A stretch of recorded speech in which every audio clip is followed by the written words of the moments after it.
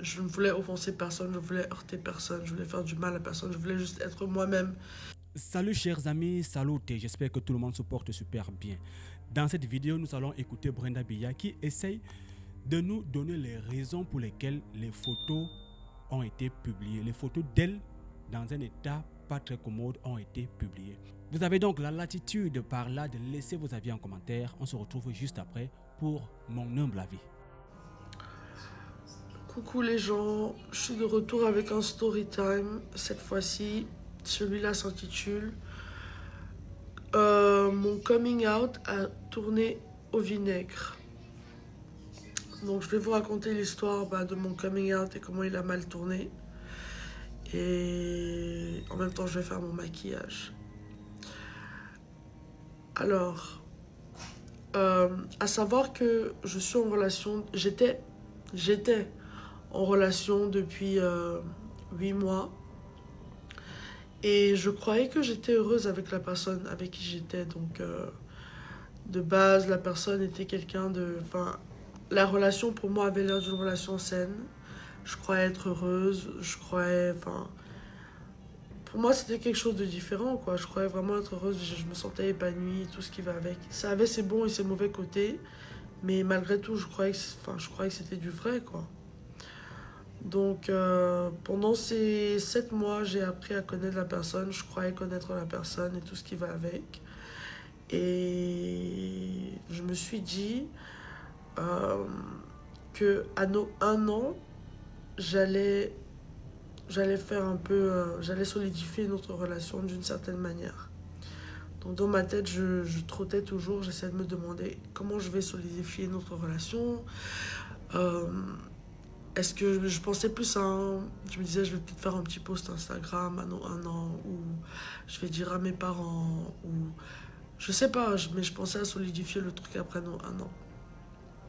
Si parfois je regarde en bas, c'est juste parce que j'ai des notes, j'ai pris des notes, des points que je ne veux pas manquer dans mon story time. Euh, donc je suis quelqu'un de spontané, donc il faut savoir qu'on a eu une grosse dispute quand j'étais au Cameroun. Donc une dispute vraiment décisive où des mots blessants ont été échangés et c'était, je pense, 2 jours, un jour avant mon anniversaire.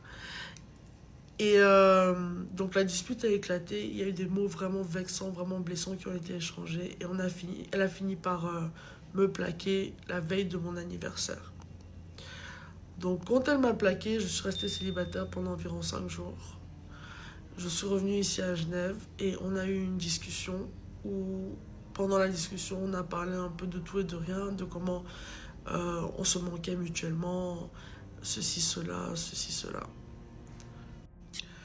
Malgré qu'on se manquait mutuellement, il n'y a aucune conclusion qui a été faite à la fin de la discussion.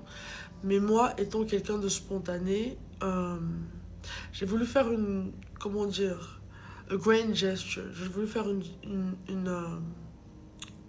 euh, j'ai voulu démontrer mon amour. Et je suis quelqu'un de spontané, donc parfois je fais les choses et je réfléchis après, malheureusement. Et donc je suis allée sur mon téléphone et j'ai publié une photo d'elle et moi en train de s'embrasser dans les efforts de la regagner. Et j'ai mis je suis folle de toi et j'aimerais que le monde le sache. En sachant que je suis la fille d'un président et je viens d'un pays où l'homosexualité est condamnable. Donc j'ai posté la photo. La photo est restée sur mon Instagram pendant plusieurs heures. J'ai vu qu'elle a été likée, repostée, likée, repostée. Elle a pris une ampleur auquel moi-même je ne m'y attendais pas. Donc je m'y attendais à ce que ça fasse parler un peu, mais elle a vraiment été repostée par beaucoup de blogs, ne serait-ce qu'en Afrique, en Europe. On parle de blogs comme le Parisien, enfin de magazines comme le Parisien, euh, tous les magazines les plus gros LGBTQ. euh, Bref, beaucoup de magazines, beaucoup de blogs en ligne ont reposté cette photo et on en parlait. Donc ça a pris une ampleur à laquelle je ne m'attendais pas.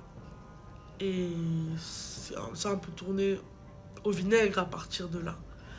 Même si beaucoup de gens, j'ai reçu beaucoup de commentaires négatifs par rapport à ça, j'ai reçu des insultes, beaucoup de critiques.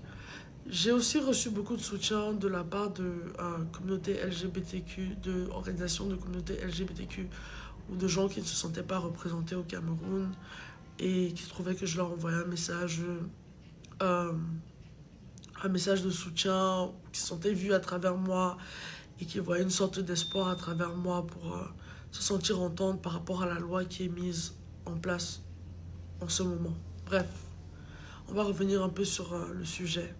Parce que là, j'ai l'impression que je m'y écarte. Je poste la photo prend l'ampleur qu'elle prend. Maintenant, donc, j'essaie de gérer le backlash, les retombées du post que j'ai fait. Je ne voulais offenser personne, je voulais heurter personne, je voulais faire du mal à personne, je voulais juste être moi-même, vouloir aimer la personne que j'aime et vouloir être moi-même aux yeux de...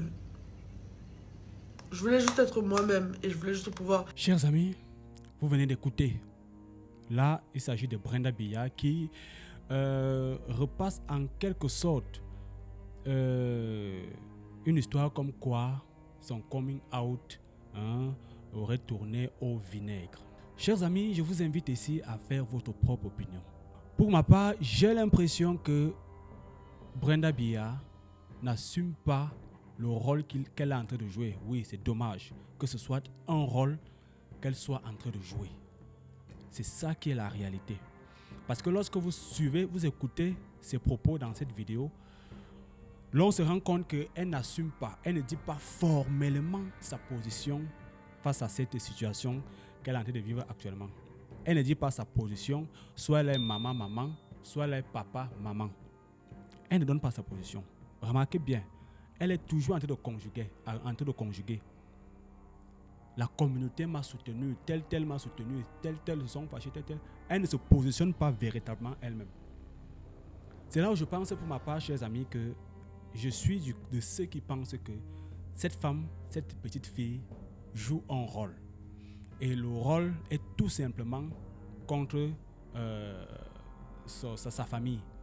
Voilà, je ne sais pas pourquoi elle a accepté de jouer ce rôle, mais ça montre à suffisance quelque part à quel point les relations entre elle et ses parents ne sont pas très commodes. Ce n'est pas trop ça. Cette fille a tout simplement besoin que sa famille l'aime.